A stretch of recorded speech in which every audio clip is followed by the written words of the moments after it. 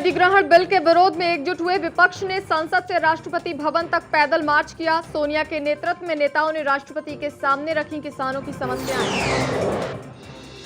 PM Narendra Modi की BJP सांसदों को फटकार। संसदीय दल की बैठक के दौरान 20 सांसदों को लगाई फटकार। भूमि अधिग्रहण बिल पर वोटिंग के दौरान गैर हाजिर थे सांसद। कोर्ट की सख्ती के बाद अदालत में खुद पेश हुए केजरीवाल, सिसोदिया और योगेंद्र यादव। मानहानि के मामले में 2 मई को फिर होंगे पेश। सुप्रीम कोर्ट का जाट समुदाय को बड़ा झटका, रद्द किया जाट आरक्षण। कहा जाति नहीं सामाजिक पिछड़ापन होना चाहिए आरक्षण का अधिकार। कोर्ट के फैसले के खिलाफ जाट नेताओं ने अपनाया कड़ा रुख, सरकार को दी चेतावनी। संसद में पास करो बिल वरना उग्र होगा आंदोलन। और हिसार चर्च तोड़फोड़ मामले में मुख्यमंत्री खट्टर का बयान, विवाद को बताया तोड़फोड़ की वजह। कहा धार्मिक नहीं आपसी रंजिश की वजह से दिया गया घटना को अंजाम। नमस्कार, स्वागत है आपका खबरें अभी तक में। मैं हूं आपके साथ आयशा हनफी। सोनिया गांधी के नेतृत्व में विपक्ष ने संसद भवन से लेकर राष्ट्रपति भवन तक मार्च किया। मार्च में 11 पार्टियों के नेता हिस्सा ले रहे हैं। बड़ी विपक्षी पार्टियों में सिर्फ बसपा के नेताओं ने हिस्सा नहीं लिया। आपको बता दें कि मायावती ने सुबह ही स्पष्ट कर दिया था कि उनकी पार्टी मार्च में शामिल नहीं होगी, लेकिन इसका ये मतलब नहीं है कि उनकी पार्टी इस बिल का समर्थन करती है। मायावती ने कहा कि उनकी पार्टी इस भूमि अधिग्रहण बिल का विरोध करती है।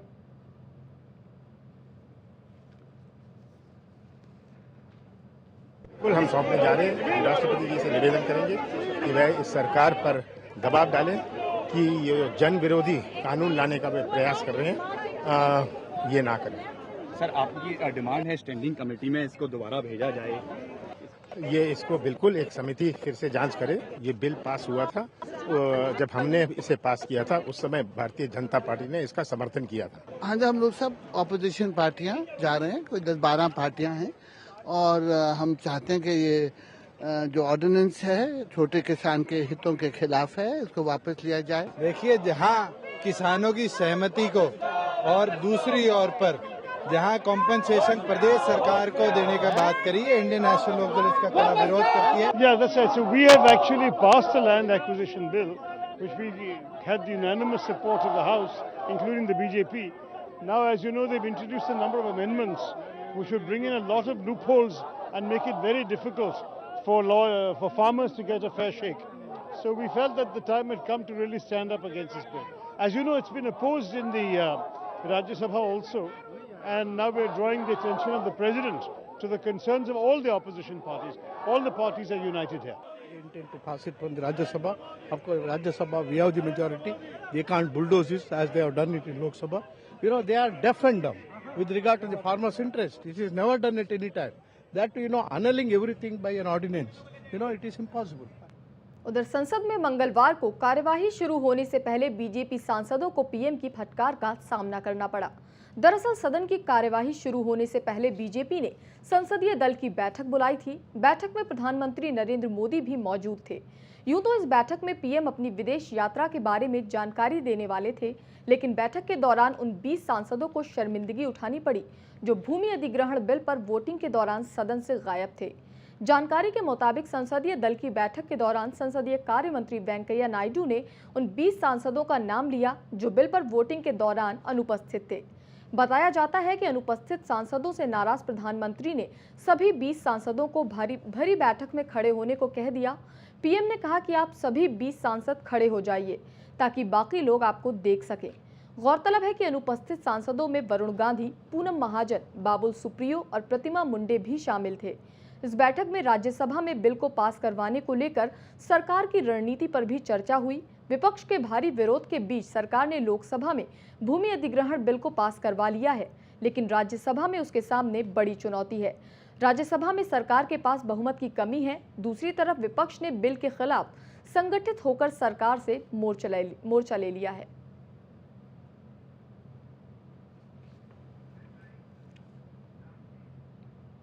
सुप्रीम कोर्ट ने जाट आरक्षण पर अहम फैसला देते हुए जाटों को मिला आरक्षण रद्द कर दिया, जिसके बाद 9 राज्यों में जाटों को मिला आरक्षण अब खत्म हो जाएगा। शीर्ष कोर्ट ने ओबीसी कोटे में जाटों के आरक्षण को रद्द करते हुए कहा कि जाटों को आरक्षण नहीं, आरक्षण की जरूरत नहीं है।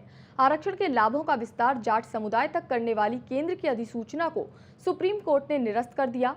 कोर्ट ने कहा कि अतीत में ओबीसी सूची में किसी जाति को संभावित तौर पर गलत रूप से शामिल किया जाना गलत है।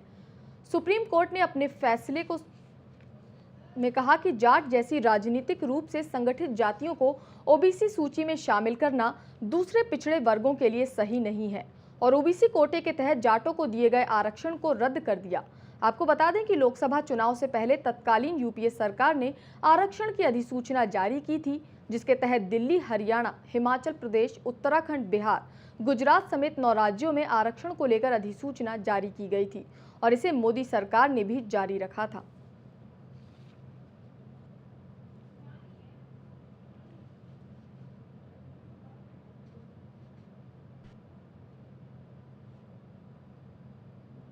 कैटेगरिकली कहा है कि किसी भी पॉलिटिकल क्लास को on the basis of caste OBC नहीं कहा जा सकता। There has to be a class, not the caste, which is to be assist as OBC. Court ने यह भी कहा है कि सरकार के द्वारा बगैर तथ्यों के लिया गया एक जजमेंट था ये, और ये बहुत गलत है। जजमेंट का स्वागत करते हैं। ये न्याय के प्रति देश के 60 से 70% ओबीसियों की आस्था है। इससे न्याय के प्रति देश की आस्था बढ़ी है, जनता की आस्था बढ़ी है। और जो पिछली गवर्नमेंट ने किया था, ये कांग्रेस के मुंह पे या सोनिया गांधी के मुंह पे संविधान के द्वारा बहुत तेज तमाचा है, जिसने राजनीतिक बेनिफिट्स के लिए इस देश के गरीबों, पिछड़ों के साथ ये अन्याय करने की कोशिश की थी। उधर सुप्रीम कोर्ट के फैसले के बाद जाट समुदाय में काफी नाराजगी है और विरोधी स्वर सुनाई देने लगे हैं। जाट नेताओं ने साफ कर दिया है कि वो इस फैसले के खिलाफ न सिर्फ सुप्रीम कोर्ट की बड़ी बेंच में दोबारा अपील दायर करेंगे, इसके साथ ही अगर संसद ने बिल पास ना किया तो एक बार फिर आंदोलन की रूपरेखा तैयार होगी।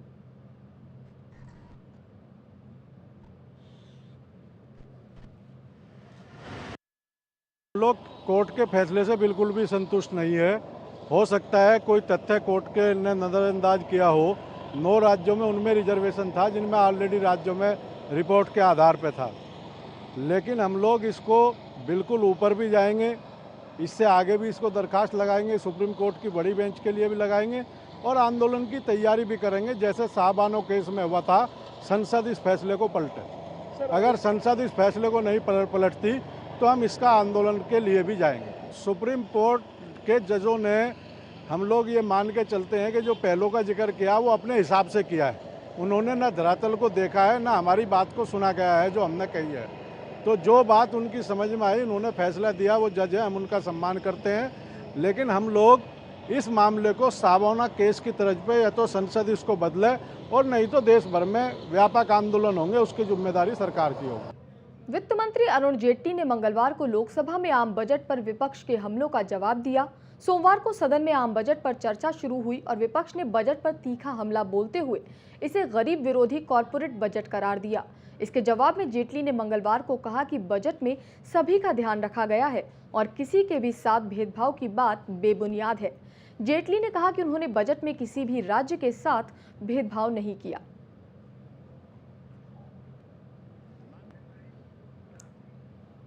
खट्टर सरकार के वित्त मंत्री कैप्टन अभिमन्यु ने सरकार का पहला बजट पेश किया। राज्य के वित्त मंत्री कैप्टन अभिमन्यु ने प्रदेश की जनता पर कोई नया टैक्स नहीं लगाया है। बजट पेश करते हुए कैप्टन अभिमन्यु ने कहा कि बजट का उद्देश्य सबका साथ, सबका विकास है।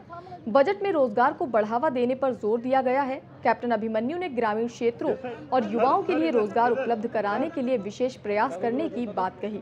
इसके साथ ही मेक इन इंडिया के तर्ज पर मेक इन हरियाणा लागू करने की घोषणा की गई। कृषि और शहरी प्रबंधन को सुदृढ़ किए जाने, लघु और मध्यम उद्योगों को बढ़ावा दिए जाने की बात भी बजट में कही गई है। इसके साथ ही कैप्टन अभिमन्यु ने कहा कि प्रदेश के किसानों को पानी पहुंचाना सरकार की प्राथमिकता होगी।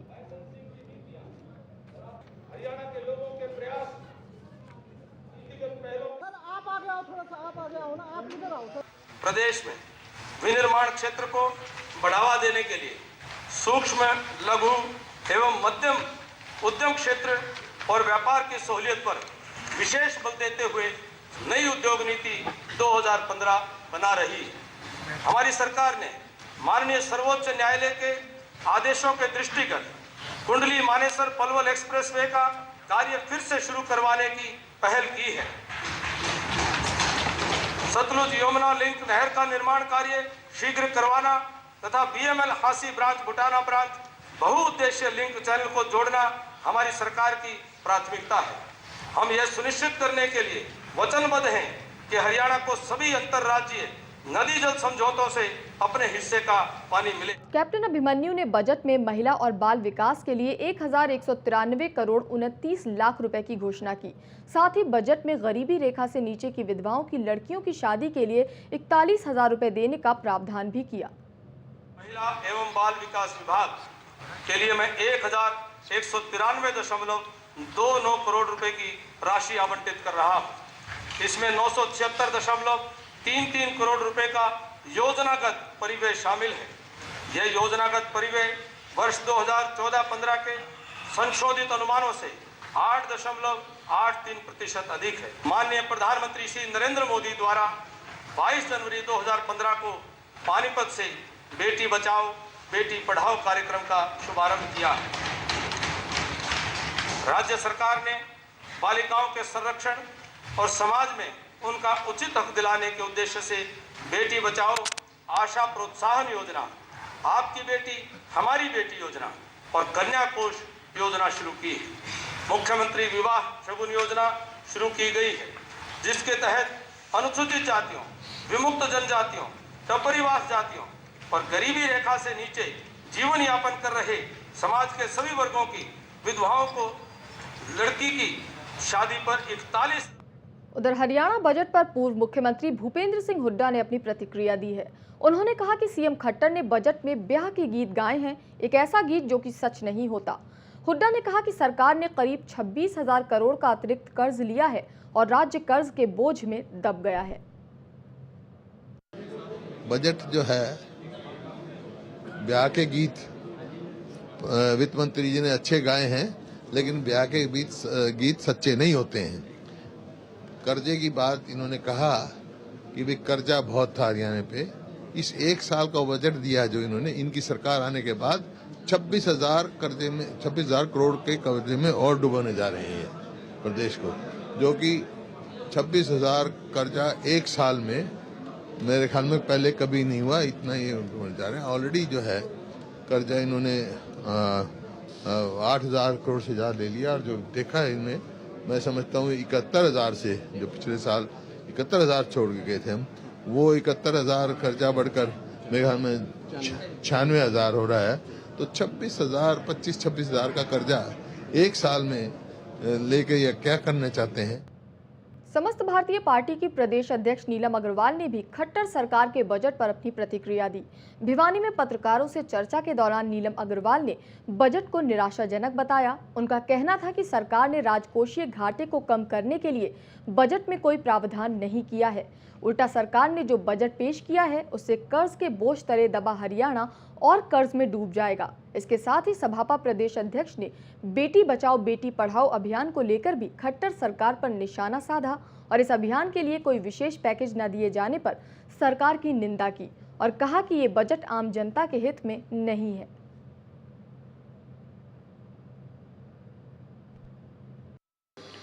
बीजेपी सरकार का ये पहला बजट रहा है जिसमें सबसे आश्चर्यजनक बात यह रही है कि सरकार में बैठे सभी नेताओं ने ये पता है कि हरियाणा प्रदेश के ऊपर 2014 और 2015 में जो कर्ज रहा है वो 81,000 करोड़ का रहा है, लेकिन इसके बावजूद राजकोषीय घाटा कम करने के लिए सरकार ने कोई भी ठोस कदम नहीं उठाया है। कोई ऐसी लॉन्ग टर्म प्लानिंग नहीं की गई कि इसलिए कोई ऐसा ठोस कदम उठाया जा सके। वित्त मंत्री का केवल ये कह देना कि कर कलेक्शन में हम कोई ना कोई सुधार करेंगे काफ़ी नहीं, और ये संतोषजनक उत्तर भी नहीं है। 68,985.37 करोड़ अनुमानित बजट रखा गया है और 52,312.10 करोड़ की राजस्व प्राप्ति की जाएगी। साथ ही 5,106.21 करोड़ जो है वो केंद्रीय सहायता ली जाएगी।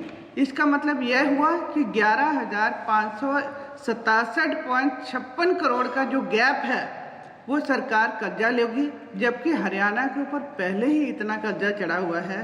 तो ये समझ नहीं आता कि पहले ही इतना दब रहा है हरियाणा और हम कर्जा लेके हरियाणा को कौन सी दिशा में लेके जाएंगे। ऐसा कोई भी मुझे सही प्रावधान नहीं दिखता है। बेटी बचाओ और बेटी पढ़ाओ के ऊपर काफ़ी बड़ा कदम उठाया गया, रैलियां की गई, लेकिन उसके लिए भी कोई ऐसा बजट नहीं रखा गया है। तो ये सारी चीज़ें मुझे ऐसा लगता है कि जो सरकार है वो अपनी कहीं ना कहीं विफल हो रही है और अपनी खामियां छुपाने के लिए वो कभी किसी के ऊपर दोष देती है या दूसरे के ऊपर दोष देती है। और भिवानी के साथ तो मैं अभी दौरा भी किया है और मैंने देखा है कि इसमें कोई भी भिवानी के लिए कोई खास बजट नहीं रखा गया, कोई प्लानिंग नहीं रखी गई है। बुलेटिन में फिलहाल वक्त है एक छोटे से ब्रेक का, जल्द लौटेंगे।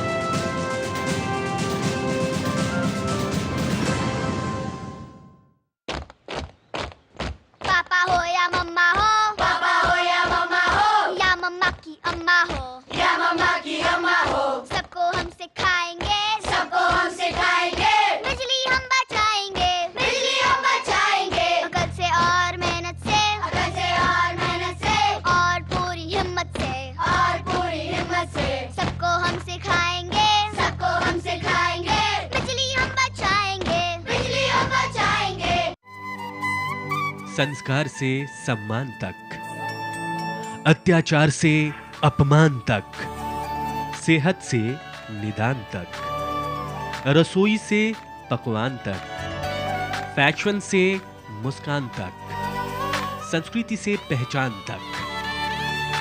देखिए महिलाओं के जीवन के हर पहलू। नारी, सोमवार से शनिवार शाम 6:30 बजे सिर्फ खबरें अभी तक पर। प्रियंका भारती? हाँ। ए शारदा, विमल, हरिया, सब इधर आओ। ये प्रियंका, बहुत नाम है इनका। अपनी इज्जत और स्वच्छता की खातिर अपने लगन के दूसरे दिन ससुराल छोड़ने की हिम्मत दिखाई और अपने मर्द से शौचालय बनवाने की मांग की। सुना उसने? जब सोच और इरादा नेक हो तो सब सुनते हैं, जैसे इसके मर्द ने सुना। स्वच्छ भारत मिशन, एक कदम स्वच्छता की ओर। आप भी अपने घर में शौचालय बनवाएं और इस्तेमाल करें। जहाँ सोच वहाँ शौचालय।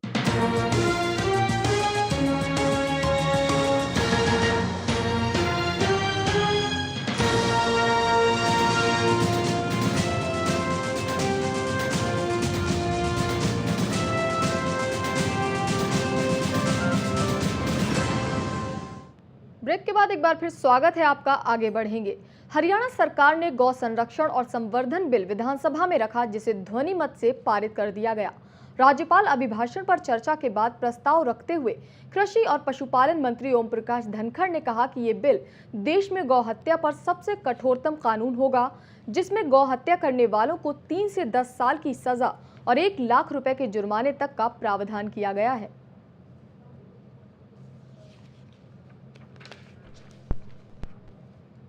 उधर मुख्यमंत्री अरविंद केजरीवाल के खिलाफ मानहानि मामले में सुनवाई कर रही दिल्ली की एक कोर्ट ने सीएम केजरीवाल को पेश होने के लिए कहा था, जिसमें कोर्ट की सख्ती के बाद सीएम अरविंद केजरीवाल और उप मुख्यमंत्री मनीष सिसोदिया आज कोर्ट में पेश हुए।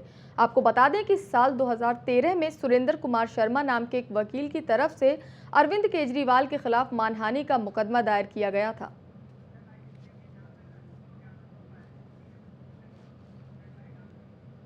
और अब आपको सीधे ले चलते हैं जहां पे राष्ट्रपति को ज्ञापन सौंपा गया है। पूरा विपक्ष एकजुट होकर आज भूमि अधिग्रहण बिल के विरोध में राष्ट्रपति को ज्ञापन सौंपने पहुंचा है, जिसमें भूमि अधिग्रहण बिल को किसान विरोधी बताया गया है। आप सीधी तस्वीरें देख सकते हैं। सोनिया गांधी के नेतृत्व में पूरा विपक्ष पहुंचा है भूमि अधिग्रहण के बिल के विरोध में राष्ट्रपति को ज्ञापन सौंपने। और अब ज्ञापन सौंपने के बाद की आप सीधी तस्वीरें देख रहे हैं। 11 विपक्षी पार्टियां हैं जो कि इस मार्च में, विरोध मार्च में शामिल हुई हैं। Congress, JDU, CPM, CPI, TMC, Trinamool Congress यानी कि सभी ने इस मार्च में हिस्सा लिया है। सिर्फ शरद पवार और मायावती इस मार्च में शामिल नहीं हुए हैं। 11 विपक्षी पार्टियां सोनिया गांधी के नेतृत्व में राष्ट्रपति को ज्ञापन सौंपने पहुंची थी। भूमि अधिग्रहण बिल के विरोध में ये ज्ञापन सौंपा गया। We are all collected here, 14 political parties, the Congress, the Janata Dal U, the Samajwadi Party, AITC, CPIM, the DMK, CPI, Janata Dal S, RJD, INLD, NCP, AAP, KCM, IUML, and we have just got together to meet the President to present a memorandum to him. As I said, we belong to 14 different political parties. We have come together to oppose the Modi government's amendments to the right to fair compensation and transparency in land acquisition and rehabilitation and Resettlement Act 2013. All the progressive, secular, democratic and forward-looking forces are determined to defeat the Modi government's design to promote divisions and social disharmony. We have come to the President to request him to intervene to protect the interests of our farmers and to impress upon the Modi government not to go ahead with the amendments in the Rajya Sabha. These are then, there are some of the reasons for which we have come here. They are spelled out in this memorandum, of which we shall give you a copy. Thank you. Now who wants to say?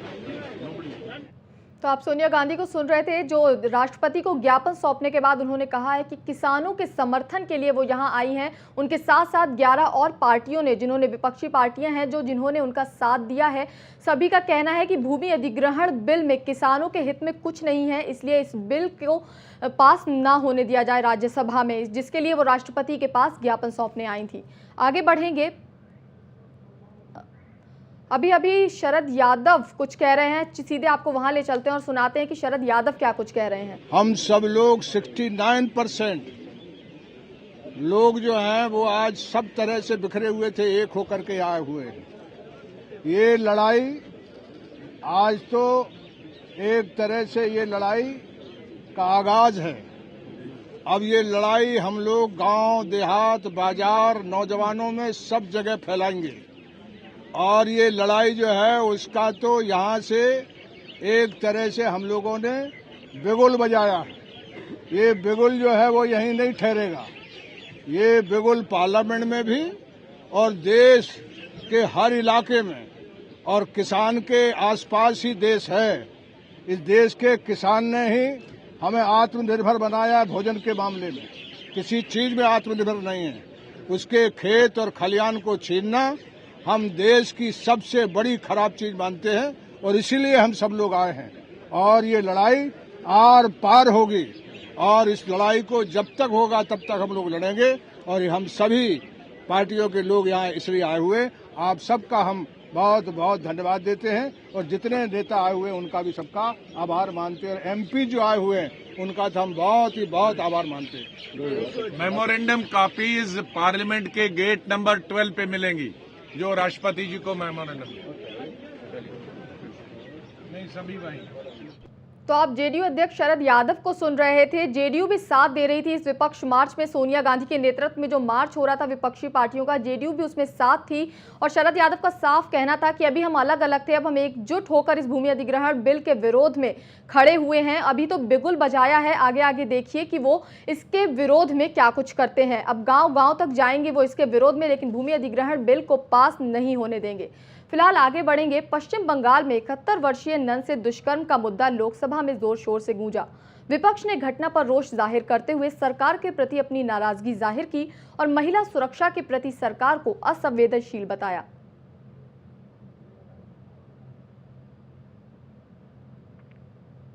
Mother Superior and teachers in charge of the JSS St. Mary School. Now we all feel ashamed. I represent Bengal and I feel ashamed. Never before this could have been imagined or thought of. Never we have heard of such things. But despite that, after 70 hours, no arrest is made. Despite the assurance given by the state administration. और जो पूरे देश में स्थिति बन रहा है, जैसे आपने सुना, ये महिलाओं का या जो दुबले कमजोर वर्ग है उनके ऊपर एक बड़ा आफत आ रहा है। मैं समझता हूं ये धर्म का मामला नहीं है, ये व्यक्ति का मामला नहीं है, ये दल का भी मामला नहीं है, प्रांत का मामला भी नहीं है।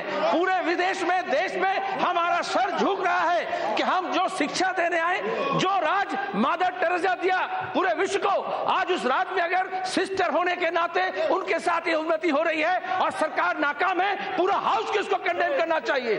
शर्मिंदगी की बात है।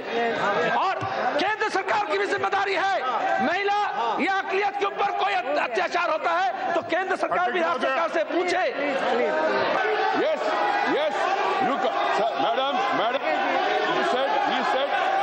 he said only, he said, Mr. Gogoi will speak. Gogoi has spoken. Then how can you go on making speeches? What is this? The government totally disapproves. There is no unity in their party. What can we? मेरे साथ इस bulletin में फिलहाल इतना ही। दीजिए इजाजत और आप देखते रहिए खबरें अभी तक। नमस्कार।